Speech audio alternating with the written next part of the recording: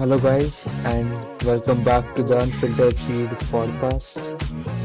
And we are here for episode 4 out of 5 of our IPL 2026 retention special series. So, we've got just 4 teams left to cover. Two of them will be swiped off today. So, before we dive in, I would like to welcome my co host, Yash. So, how are you and how was your week? Yeah, I'm doing great. My week has been very good. Uh, obviously, I've been quite busy, but I'm liking the work I'm doing, so it's fun. I was obviously a bit tired today because I walked quite a lot. I hit my personal record, so I hope I can stay awake throughout the podcast. Yeah, I think that calls for a short and sweet one. And the other reason why is because of the teams that we are going to discuss today. Yeah. No disrespect to them, but the teams are Gujarat Titans and Sunrisers Hyderabad. For the record, these are the two losing teams in the finals of the last two IPLs. Yeah, so I think before we dive into the Gujarat Titans, I would like you to quickly tell us a bit about the upcoming F1 race. Because Oh, I've been told that it is a very important race coming up. So how's the build up? it's actually a sprint weekend, so even before Sunday, we have a race tomorrow, which is the sprint race in Brazil. And as you said, it's the most tense part of the season because you have two drivers who are separated by just 1 point, and they both have qualified in P1 and P3 for tomorrow's sprint race. So I'm hoping that they will fight on track, hopefully. And obviously, Max Verstappen, who we have been talking about a lot, he is 36 points behind, which is a significant margin. And he qualified in P6, unfortunately, and on merit. So it feels, or there's a sentiment that the Red Bull car is not good enough, especially over here in Brazil. So there are a few negative thoughts in terms of Max's chances for the championship. So I think at least for this weekend, it's going to be between the McLarens. And if you remember the latest shot that I posted, I emphasized that the team wants to support both the drivers. So yesterday, the CEO of the team, he said that he would rather have Max Verstappen win the championship instead of favoring one of the two drivers. So your question has been answered by him, which makes it even more tricky because both of them are in P1 and P3. So both of them will have the freedom to go for the move and go for the overtake. So Max Verstappen will be hoping that they crash, and the team will be praying that at least one of the driver finishes the race. So it's poised really well. Tomorrow we also have the main qualifying after the sprint race. So maybe in our weekly episode, if it happens tomorrow or day after, I'll dive deeper into that. Yeah, so quite a lot to look forward to for the couple of fans who will tune into F1 after listening to our podcast. So also on the subject of a couple of fans, before we start, I would also like to tell you that the last IPL preview video that we recorded was the most viewed long form video that we've ever done with around 150 views. So I'm really grateful for all the support and we can see that our channel is growing. So I think we mentioned that almost every week now, but I would still like to thank our viewers for their support.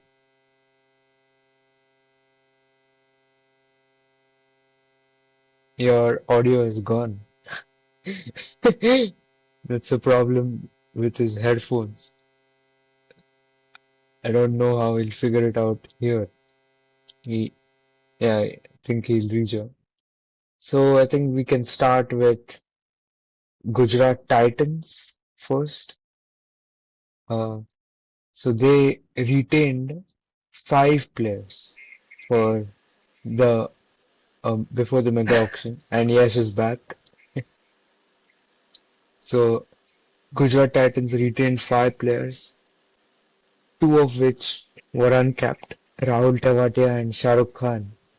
And honestly, uh, in the last couple of years, I've seen every random player getting a cap in India. I'm still shocked that Rahul Tewatia didn't get one at that time. So he remained uncapped and Gujarat retained him for 4 crores. And they also retained Rashid Khan for 18, Shubman Gill for 16.5, and Sai Sudarshan for 8.5. So those were their 5 retentions. And what did you make of those 5? Do you think they were the right ones? I think these were the best players that they could have retained. Obviously, they would have. Sorry, Hardik Pandya moved before. I thought it happened this season. But with the options that they had last year, these were the best players. By the way, I thought that Rahul Tewatia did play, or was he in the squad for the Sri Lanka series in 2021. Yeah, that's what even I thought, but he wasn't apparently. That's surprising. But yeah, last year in 2024, they had a very bad season. I think they finished second from last or third from last. So they didn't really have too many good players to retain. But I think from that squad, they did their best. And especially getting Gill and Rashid and Sai as well. It was a good business from them. And I think they also had a decent amount of purse because of the two uncapped players that they got. Yeah, so I think from the players that they released, the prominent names were, of course, Mohammad Shami and Noor Ahmed. Yeah. Noor, I would give them the benefit of doubt because he wasn't really a proven commodity. They could back his potential, but they rather decide to invest in homegrown talent. But Mohammad Shami, I think he would have loved the Ahmedabad conditions more than Hyderabad. But I think again they really saw the age factor coming in, and would he be able to serve them for an entire cycle? So I think that's why they didn't go with him and went with someone like a Sai Sudarshan. Yeah. Also, another factor is that if they had retained Shami, they would have had to pay him somewhere around 13 crores or 11 crores, if I'm not wrong. So I don't think they Mm. saw him being worth 11 crores. I think in the auction he went for somewhere around 8 or 9 crores. I can scroll to the bottom and see 10 crores. So it was pretty close. But I don't think they felt that Shami was worth 11 or 12 crores. Yeah, so they went in with, I think, one of the youngest retained groups of all teams. Of course, Tavatia is on the older side, but uh, and in as a whole, they're a very young group. Yeah. So in the auction, they really wanted to get a good, reliable top order batter. We had seen them do that, and that is something they lacked in the previous cycle. They were constantly bailed out by their middle order and finishers like Hardik Pandya, David Miller, Rashid Khan, and Rahul Tewatia. So they badly needed someone at the top, and they invested in Josh Butler, 15.75 crores for him. I honestly felt at the time that they were overpaying because he was past his prime, but he proved me and a lot of others wrong with the way he batted this year. Yeah. A sudden change in setup. Yeah, so Josh Butler, I think, was a real kind of a great buy for them because compared to someone like a Clase or some of the other big picks, I think his value goes a bit under the radar at 15.75 crores. Yeah, and in the last season or before that actually, it was so bad that Hardik Pandya often used to promote himself up to number three. So they didn't have that number three player. So Butler, he obviously fits all the boxes. He's one of the IPL greats, and slotting him, I expected them to open with Butler and Gill actually, but I think they went with the left-right combination, and that combination also did really well. So having the two Indians up front and then Josh Butler coming after them, it was a solid top three. And this season, it was completely reverse from their glory years, where it was the top three that was doing the heavy lifting, and the middle order basically would get exposed whenever the top three didn't do well. So it's a different tactic that they used this time. Yeah, and it really paid off for them because I remember, uh, I think almost 10 games into the season, Gujarat Titans, the other batters, didn't have any sort of match experience behind them. It was always the top three scoring. And I think they were defying law of averages at one point Yeah, because every single game you had Gill, Sai, and Butler just come in and keep scoring. Two out of those three would always perform for them. And at the end, it did hurt them, the same thing, but we'll get to that later.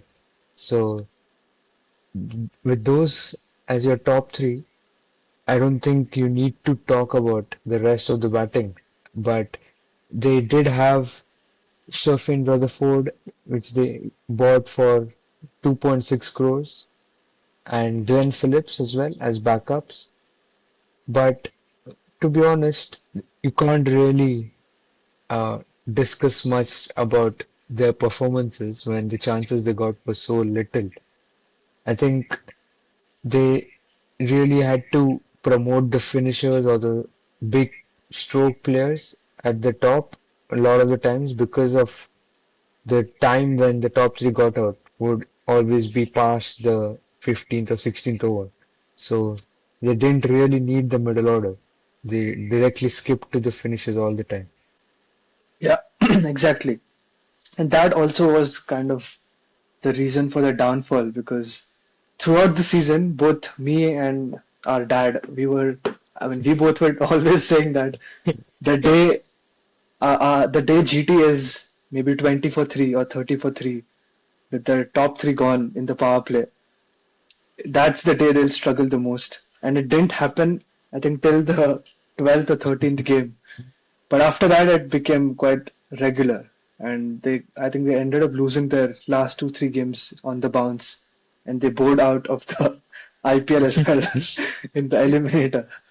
So Yeah, it's kind of a good thing, but it hurt them at the end of the day. Uh, so yeah, the middle order, as you said, didn't get a chance at all. And yeah, if you want to add something, you can go ahead. Otherwise, you can move ahead. yeah, we can move on to the bowling. Uh, Yeah, because Gujarat has always been known in their short history as a very strong bowling unit, yeah, and you could see Nehra envisioning another strong bowling attack this year. And he pretty much had a clean slate, only had Rashid Khan to work with, who ironically was their weakest link this year. We'll get to that, but the rest of the bowling, which was bought in the auction, was Mohammad Siraj, Kagiso Rabada, Prasidh Krishna as your three pacers, and you had Washington Sundar and Sai Kishore to complement Rashid Khan with the spin. So yet again, it is a well-rounded and a very a variety of bowlers in that bowling attack. yeah. So before the season started, did you think that this was a good bowling attack, or we're just being a bit mindful of the hindsight? Not really. I was very surprised that they managed to get these players in the auction because all of them are also quite value for money. Because if you're getting Siraj for less than 13 crores, Rabada for 10.7, and Prasid for 9.5, That's a very good deal that you're getting. And it's not just these three. As you mentioned, you had Rashid Khan, but then you also had Sai Kishore, who has spent, I think, 3 years with the franchise, so he knows them very well. And he's a very good bowler as well, which he proved.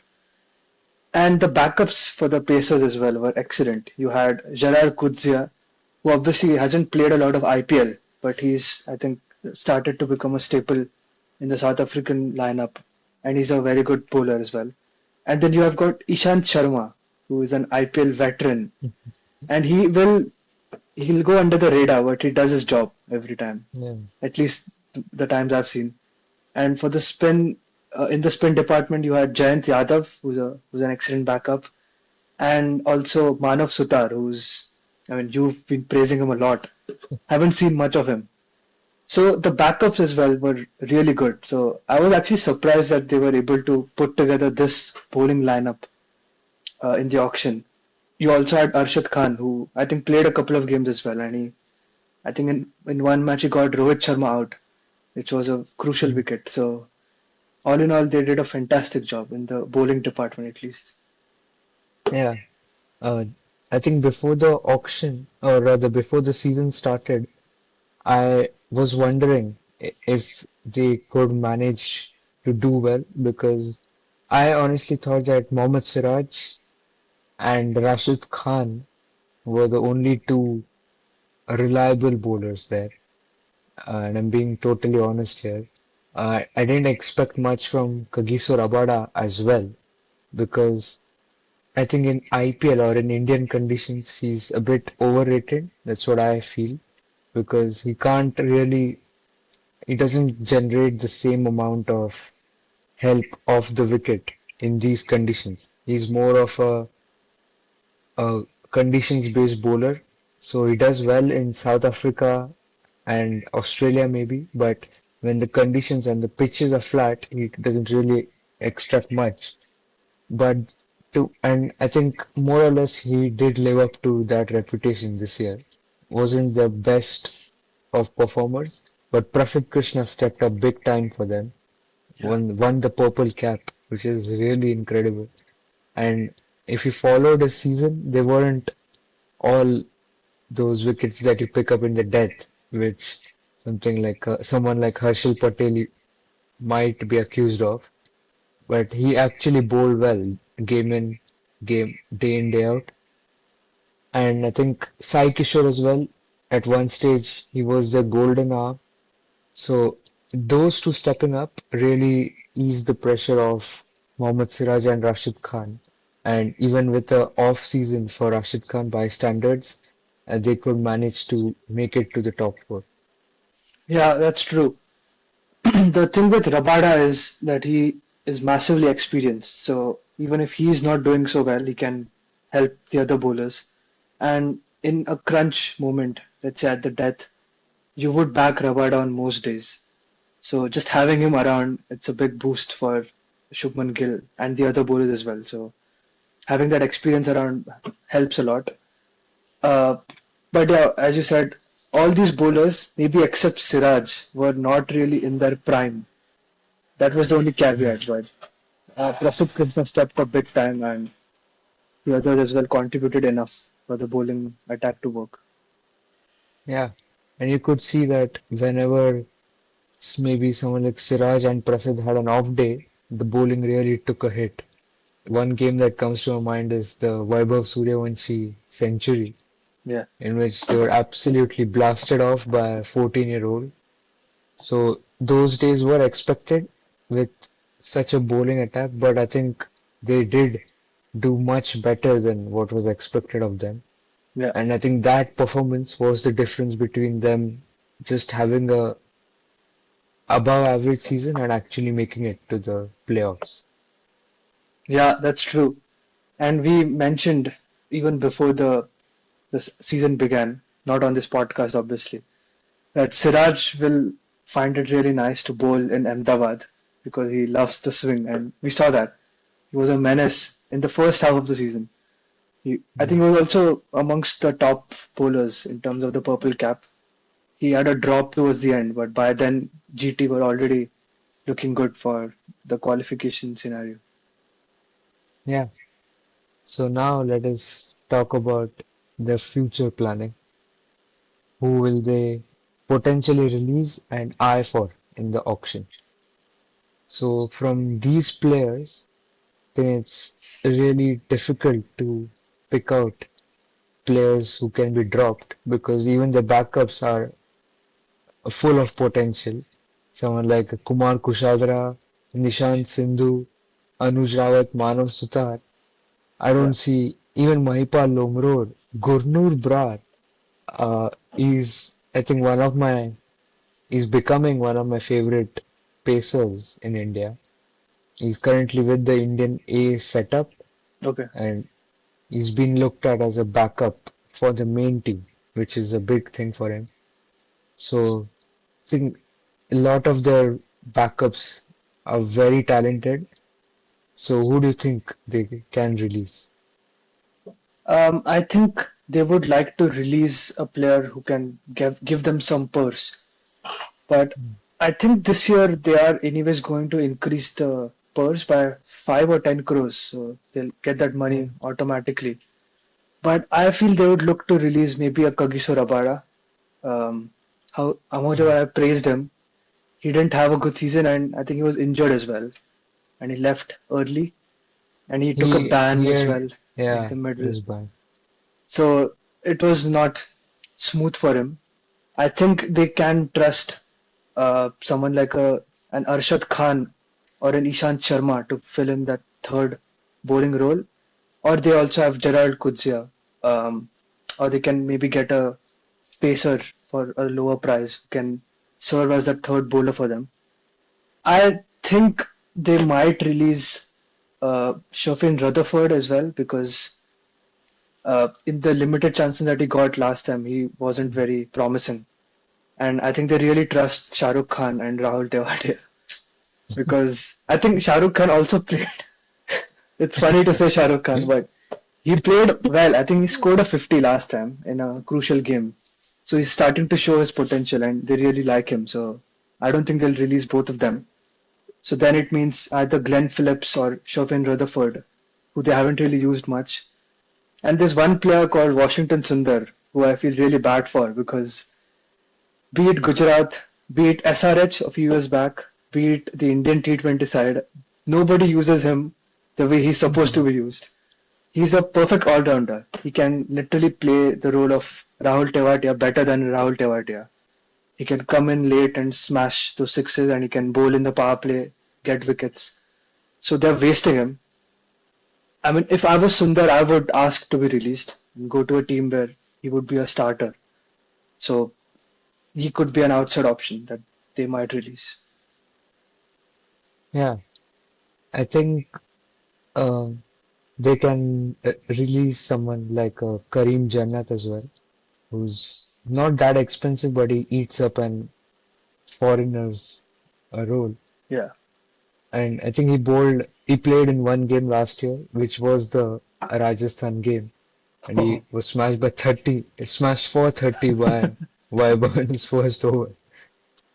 And one more name which was criminally underutilized by them was Glenn Phillips. Yeah.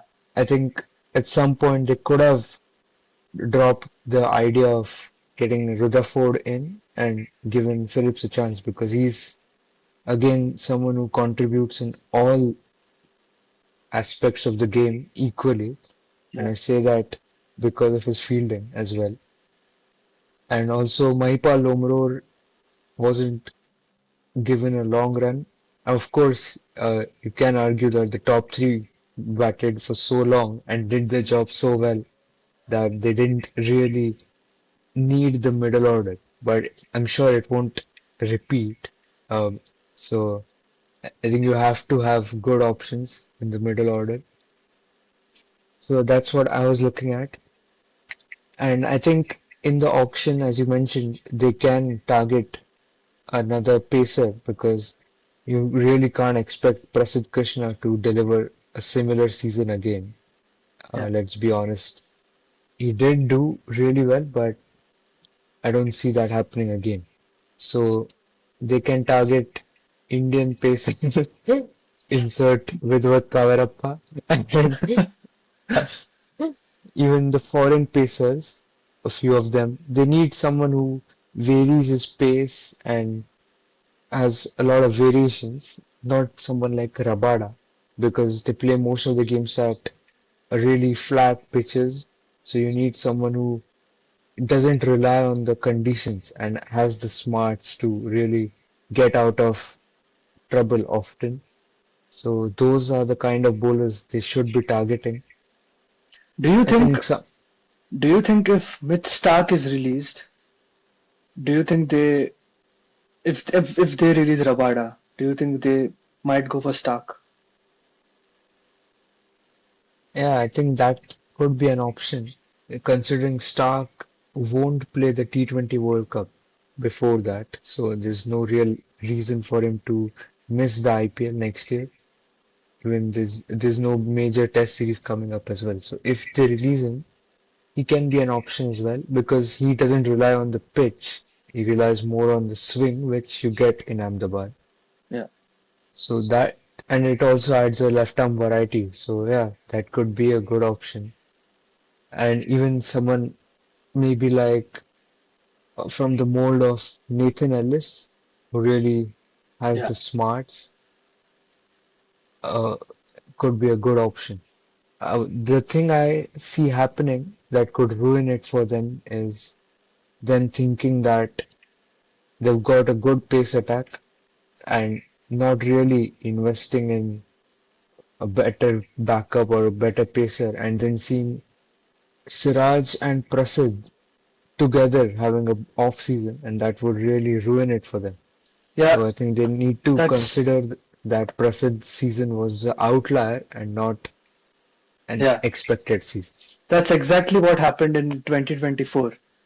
Because number one, they lost Hardik, who was their power play bowler. But even leaving him aside, Shami and Mohit Sharma, who were their superstars in 2023, both of them had a very bad season and they went for runs.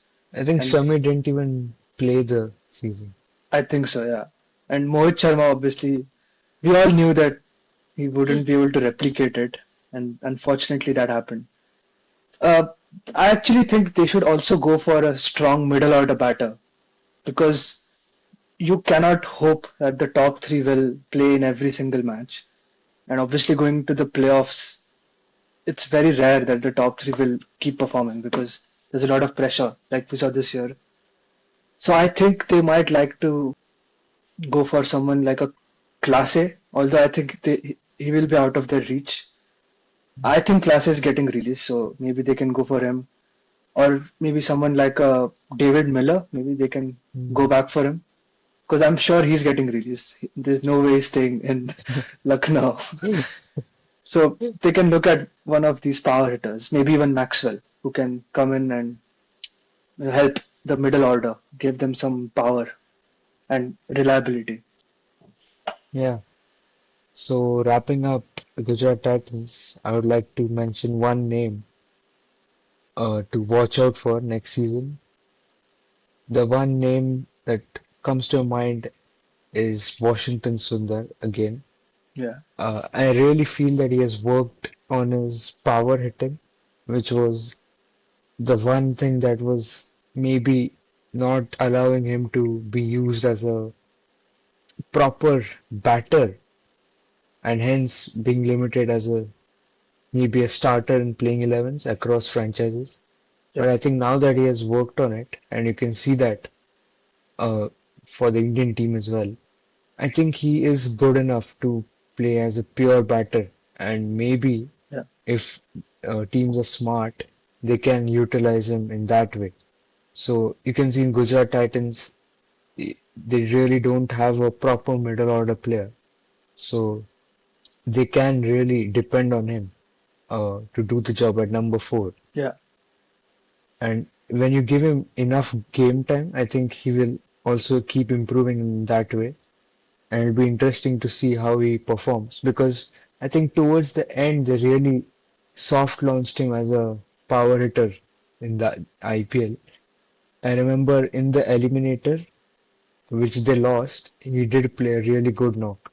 And until Bumrah cleaned him up with a peach yeah, of a Yorker. yeah. So that was kind of the starting point of his arc as a batter. You saw that in England Yeah. as well, and now you're seeing it in Australia. So I think he could be used in that role more often next year, and that's what I'm looking forward to. Yeah, he's taking up the role similar to Akshar Patel, where he comes at number four but also bowls spin in the power play sometimes. One player that I'm looking for is there are two actually. One is Rashid Khan because last year he was struggling or he was recovering after a back injury, so he wasn't able to bowl his regular length and he was much more shorter, which is why players like Mitch Marsh absolutely Mm. took him to the cleaners last time. I remember that century of his. So I'm excited to see how he comes back. I have not really tracked him in international cricket, but if you could give a brief summary of how he's doing. Yeah, I think he's almost back to his best, albeit he hasn't really played against big teams yet. Hmm. But in the Tri Series, in Asia Cup as well, he was back to being his kind of bowler who you can't really get away from. So you just play him off. And Yeah, against Zimbabwe as well, he was constantly in the wickets. So I think he's getting back, and more game time will help him.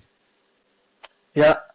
And then the second player that I'm excited to look at is Sai Sudarshan because Mm. last time he was in his peak, and I hope it's not his peak, but it was as good as the peak of a player. So I'm excited to see if he can improve more because I'm sure other teams will have found a few ways to dismiss him and they'll try new plans. So I want to see if he can continue his form from last year and if he can, continue giving great starts like they did last year along with Gill. So these are the two players. Yeah. So all eyes will be on Nehra G on the 15th of November. So until that, I think we can move on to Sunrisers from Hyderabad. So the players they retained were, I think, pretty much straightforward after the kind of season they had last year. They retained Henrik Klase, Pat Cummins, Abhishek Sharma, Travis Head, and Nitish Kumar Reddy. And I couldn't think of a better set of players at the time when they were retained. Now, with a lot of matches and a lot of time gone, you might think that these are not really the best of players, but at that time they were.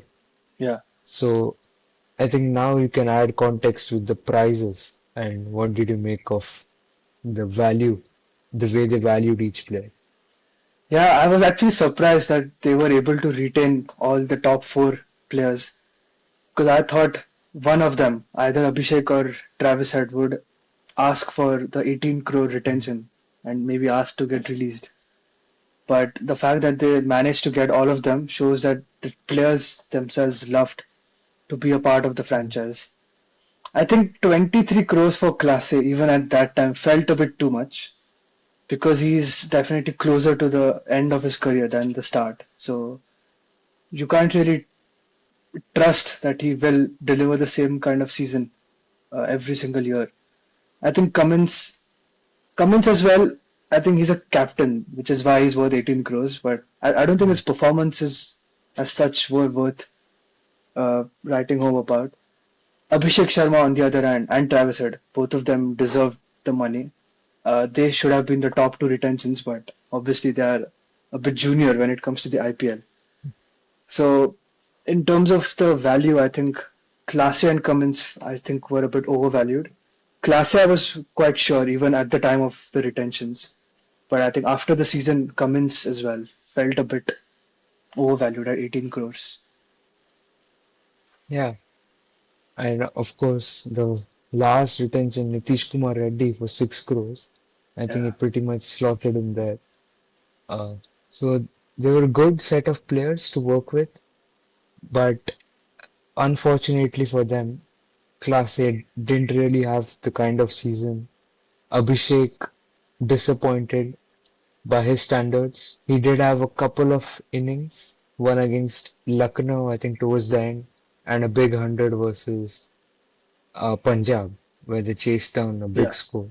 But other than that, nothing really worth noting. Even Travis Head and Nitish Reddy was injured as well for a large part. So that really, I think that is being the summary of SRH last season. yeah. They gambled on the wrong players. And That's what I would more say. than that, I think there was a bit of rigidity where they wanted to get to 300 runs. And I remember after their first two, three losses, I think they started off with a bang against RR. They scored 250 or something, or 240, and they won that game convincingly. And after that, they lost two games maybe. And Cummins, after the game, he was still emphasizing that they still wanted to play an aggressive brand of cricket and still score runs of every ball. And I think they were a bit too late to identify that that wasn't the right attitude to play their cricket. And at the end, he did admit that they were a bit wrong and they course corrected and then they ended the season pretty well. I think they won a few games on the bounce. So they were a bit too late in terms of pivoting. But yeah, apart from that, the players also being not in form didn't help. Yeah, and so coming to the players that they bought in the auction, of course, the big buy was Ishan Kishan, which really added more firepower to an already explosive batting unit. And I think apart from him, they really didn't need to have more firepower. They just needed fillers in the batting, Yeah. which they got in the form of Abhinav Manohar and Atharva Taide, Sachin Baby, And uh, Aniket Verma as well. yeah, Aniket Verma. So not a lot needed, and I think that's what they thought initially.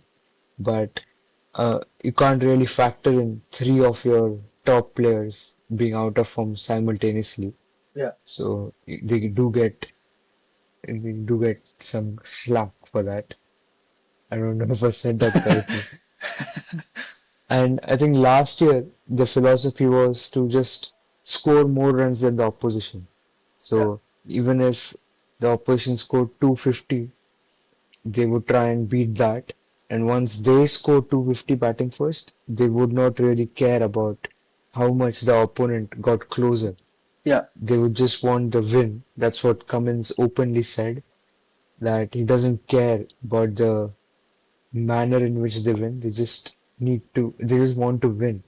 So you could see that the bowling had taken a bit of a hit, and that's what they wanted to improve on this year. So a lot of their big buys were to strengthen their bowling, and they got Mohammad Shami for 10 crores, Harshal Patel for 8 crores, and they also had Adam Zampa, Rahul Chahar, and a few of the Cummins, obviously. backups. Yeah, Cummins was there. So in a way, the bowling was completely revamped for the season. Yeah. And I think something weird that was happening this year was there were two kinds of pitches in Hyderabad, one on the very slow side and one extremely flat.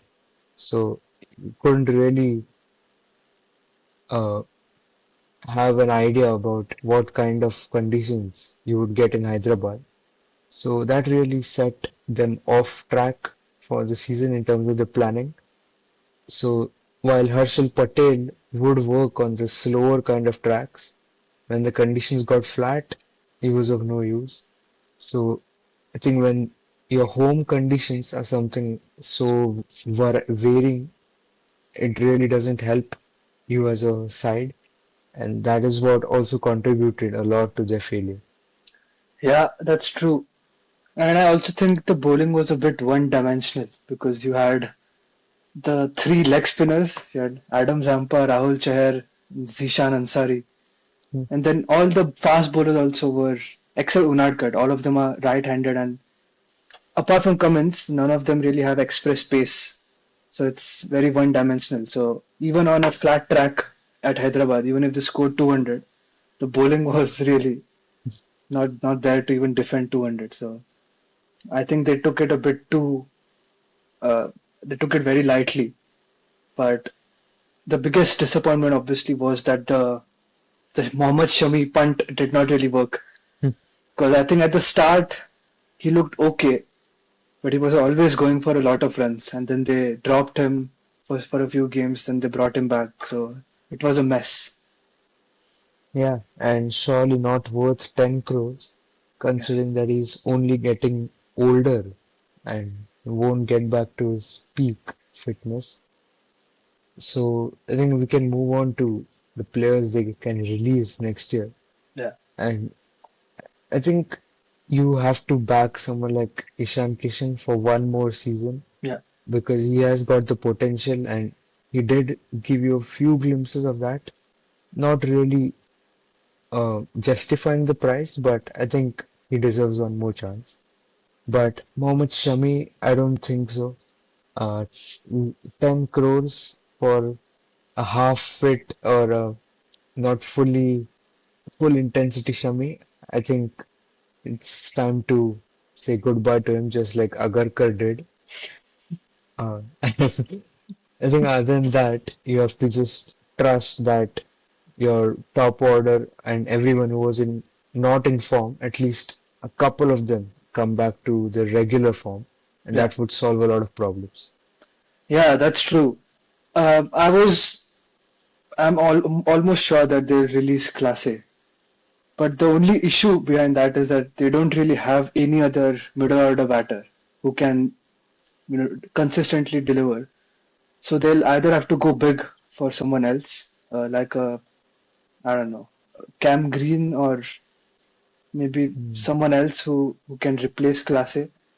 But apart from that, I agree with Shami because he doesn't really, it doesn't make sense to retain him.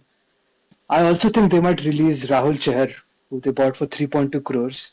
He didn't do much last time. He was in and out of the side. And they found a few options like Zishan Ansari.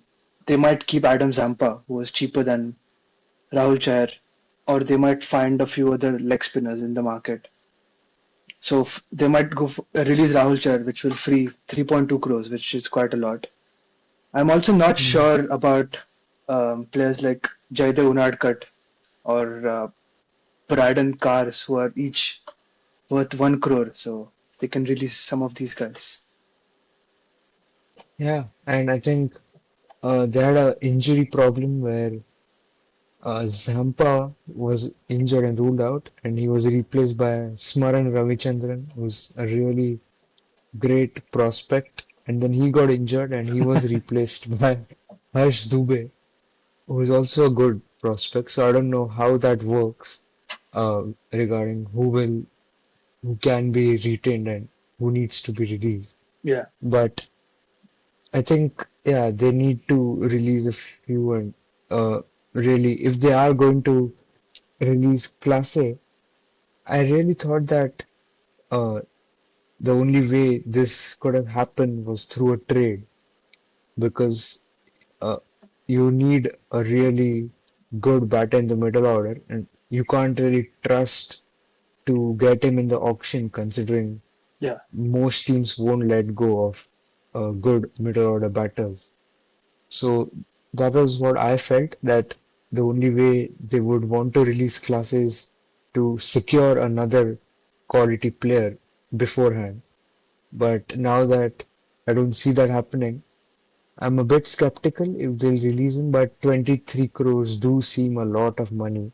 So maybe they can take the punt and just figure it out in the auction, or if they're certain that kind of player that they want or they would like will be released, then maybe they can uh, release Classic. yeah. Or if not, they can buy him back in the auction. Even if they get him for Yeah. 15 or 16 crores, that still frees about 7, 8 crores, which is quite a lot. I think regarding trades, it's still not too late because the trade window closes on November 13th or 14th, if I'm not wrong, one day before the Mm. retention. And last year we saw a lot of movement during that or on that day. In fact, we also saw it after the retentions were announced because I remember, not last year, I mean before that, because I remember Gujarat first announcing that Hardik stays and Emma announcing Yeah, that Cam Green stays, and then after the retentions were announced, they did the trade. So there's obviously an option for that. There's one player maybe who fits the role in this side, and that is I feel Romario Shepherd because he can add that mm, extra bowling and he can also tonk the ball. And unfortunately, he was with them, so they let go of him. They might also do well with someone like Corbin Bosch or that kind of a player who can bat and bowl as well. They're missing a player like that. yeah, and maybe they do have Kamindu Mendes, but someone who can fit in the middle order is also Jacob Bethel, Yeah, though he won't be released by RCB at any cost. But still, they need those kind of players. that's correct. Yeah, so talking about someone who I'm looking forward to seeing next year is, I think I did mention it, uh, but Nitish Kumar Reddy for me. Hmm. I think it's been a while since he has shown his potential, and he's ever since that he's been playing on the trust that he will back up those performances with Yeah, better ones, but he hasn't really done much. I think injuries have played a part, but I really want to see a fully fit Nitish Reddy contributing with both bat and ball, like he did in 2024, where he won the Emerging Player of the Season award as well. yeah, So Nitish Kumar Reddy for me, and hopefully he gets to bat at number 4 as well. yeah. Obviously, we want to see him play well. Didn't he? I think he made his debut in 2024 itself, and he Yeah, straight away won the Emerging Player Award. So it was quite impressive. One player that I'm looking forward to is Ishan Kishan because he kicked off the season last year with a century, and I was all pumped because I'm a big fan of Ishan Kishan. No, not just the player, but his batting style as well, and the human behind him, or the human that he is. But after that century last time, he this season just kept going downhill, and some of the dismissals were very ridiculous because I think against Mumbai, I remember there was an appeal for a caught behind on the leg side, and he just started walking. And after he reached the yeah, dugout, they realized that that wasn't a nick. And then he just kept throwing his wicket away. Obviously, a bit of it was because of the philosophy of just for going for runs. I think at the very end against CSK, if I'm not wrong, he scored a 50 or a few runs. So he did end the season well. But if he delivers 400 or 500 runs, and if Abhishek and Travis had get back to their original form, and if Class A, chips in with 20 runs every game, I think this batting is still one of the best in the IPL. yeah. And talking about Ishan Kishan, I think this is also one of the best chances he can get to come close to the Indian T20 setup again, Yeah, considering the other options being considered aren't in the best of form as well. Sanju Samson, Jitesh Sharma, Dhruv Jurel. So there is a opening for him over there. So yeah. He can maybe he can replace take that as a motivation. he can replace Spill as the opener. Yeah, so a lot to look forward to, and I think these two teams were relatively under the radar as compared to the others, especially in the maybe trading rumors and all of that. Though Class A is suggested to be released, but other than that, nothing much happening in that area. So I think we've just got two more teams to cover, which are Lucknow Super Giants and uh, Delhi Capitals, I think. Delhi Capitals. So it's So, the North Indian derby that we are waiting for. and a lot of releases, at least major releases, are expected from those two franchises. So we will talk in detail about that next week. And we have perfectly timed our releases so that we have reached the pinnacle of it. So we have built it up well, and we'll have the big episode as well coming up, where we talk about all the releases and transfers. Yeah, I'm very excited as the retention deadline comes closer because after that you have the auction and then you really get pumped up because you know the teams and you can speculate on how the teams will look and who will play in which role. So very excited for the next few days. Yeah, so in a way, 15th November will mark the start of the IPL season, which always creates a lot of excitement in the air. Yeah. So we will be in front of you again very soon. We've also got our November game show coming up and a regular episode. So a lot to look forward to. So until next time, this is me signing off. Bye.